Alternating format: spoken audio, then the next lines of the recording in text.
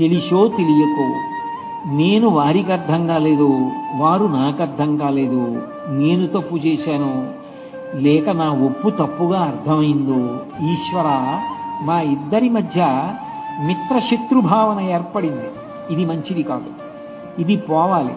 వారు నా యందు మైత్రిని పొందాలి, నేను వారి యందు మైత్రిని పొందాలి. ఇద్దరం కలిసి చెయ్యి చెయ్యి పట్టుకుని ప్రస్థానం చెయ్యాలి, నీ సేవలో తరించాలి, తప్ప వైరం వద్దు అని అవతల వారి హితాన్ని కోరినవాడెవడున్నాడో ఆ ఓర్పు గొప్పది. ఆ ఓర్పు లేకపోతే లోకం ఎక్కడ నిలబడుతుంది? శ్రీరామాయణంలో ఒక మాట అంటారు, కుశనాభుడు అని ఒక మహారాజు గారు, ఆయనకి ఘృతాచి యందు 100 కన్యలు కలిగారు. ఆ 100 కూడా గొప్ప సౌందర్యం కలిగిన వాళ్ళు ఒకరోజు సాయంకాలం వివిధ సంగీత వాద్య పరికరాలను మ్రోగిస్తూ పర్వత శిఖరాల మీద ఆడుకుంటూ తిరుగుతున్నారు.